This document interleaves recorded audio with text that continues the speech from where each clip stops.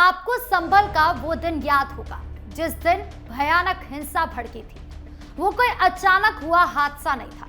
असल में अदालत के आदेश पर जब ऐतिहासिक जामा मस्जिद का सर्वे शुरू हुआ तो देखते ही देखते पूरा इलाका सुलग उठा।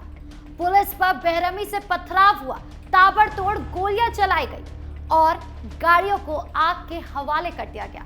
लेकिन अब जो आधिकारिक जांच रिपोर्ट सामने आई है और मुख्यमंत्री योगी आदित्यनाथ ने जो सख्त बयान दिए हैं वो इस सच को पूरी तरह उजागर कर रहे हैं कि सुनियोजित हिंसा का मुख्य निशाना हिंदू समाज था।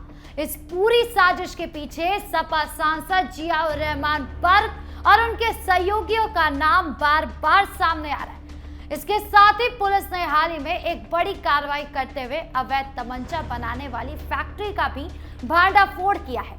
आज के इस वीडियो में हम समझेंगे कि आखिर संभल में क्या क्या हुआ, ये गहरी साजिश कैसे रची गई, क्यों हिंदू समाज को निशाना बनाया गया और अब वहां हालात कैसे बदल रहे हैं। तो चलिए बिना किसी देरी के सीधे इस पूरे घटनाक्रम की तह तक चलते हैं।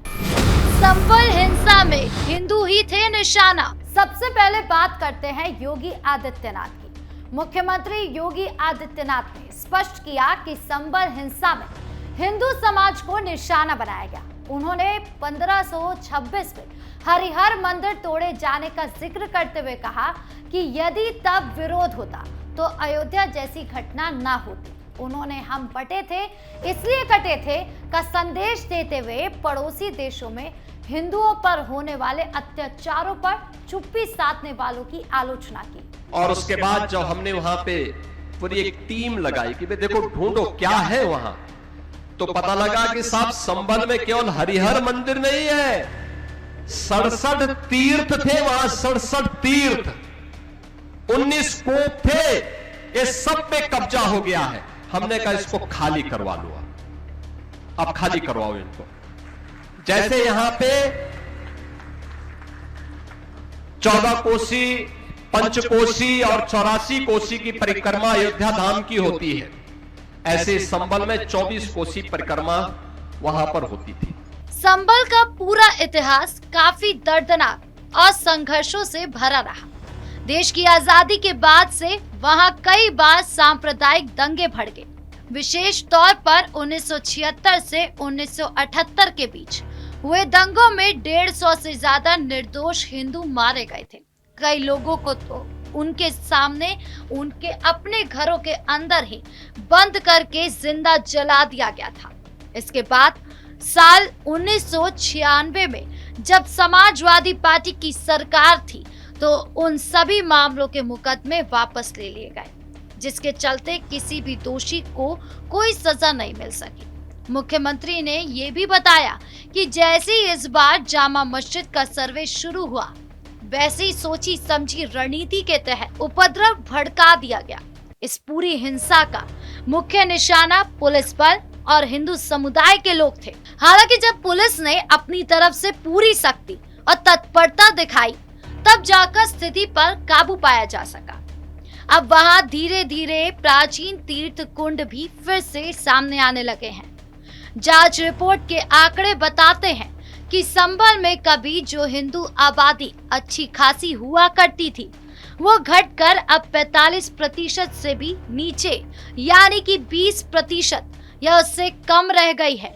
इस पूरी साजिश का असली मकसद वहां की डेमोग्राफिक्स को पूरी तरीके से बदलना था। इस दौरान सीएम योगी ने विपक्ष को भी आड़े हाथों लिया। उन्होंने कहा कि जो लोग अतीत में राम भक्तों पर गोलियां चलवाते थे आज वही लोग खुद को सबसे बड़ा राम भक्त बताने का नाटक कर रहे हैं। हमें समाज में मौजूद इन छुपे हुए कालनेमियों को बहुत अच्छी तरीके से पहचानना होगा। संभल में आज अगर शांति और कानून का राज है तो उसका एकमात्र कारण यह है कि सरकार नियमों और कानून को बेहद सख्ती के साथ लागू कर रही है। साजिश में वर्ग और साथी मुख्य किरदार। अब बात करते हैं इस मामले की आधिकारिक जांच रिपोर्ट की। न्यायिक आयोग ने अपनी रिपोर्ट में बहुत साफ रूप से लिखा है कि 24 नवंबर 2024 को संभल में हुई हिंसा कोई अचानक भड़का हुआ आक्रोश नहीं था, बल्कि ये एक बेहद गहरी सुनियोजित साजिश का परिणाम थी। इस पूरी साजिश के मुख्य आरोपियों में समाजवादी पार्टी के सांसद जियाउर रहमान बर्क, स्थानीय विधायक इकबाल महमूद के बेटे सुहेल इकबाल और जामा मस्जिद इंतजामिया कमेटी के सदर जफर अली और कई अन्य नाम शामिल हैं।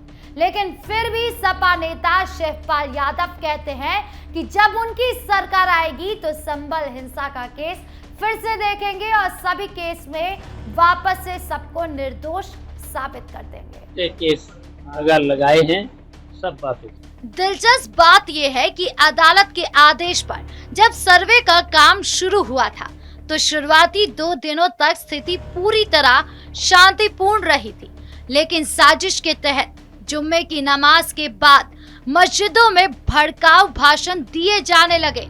सांसद जियाउर रहमान बर्क ने सरेआम बयान दिया कि मस्जिद वहीं रहेगी और हम इसे अयोध्या नहीं बनने देंगे। इसके बाद सुनियोजित तरीके से भीड़ को इकट्ठा किया गया, भड़काऊ नारे लगाए गए, अंधाधुंध पत्थरबाजी की गई और पुलिस पर गोलियां चलाई गई। इस हिंसक झड़प में 4 लोगों की जान चली गई, लेकिन जांच रिपोर्ट साफ करती है कि ये मौतें पुलिस की गोलीबारी से नहीं थी, बल्कि उपद्रवी भीड़ द्वारा की गई आपस की क्रॉस फायरिंग के कारण हुई।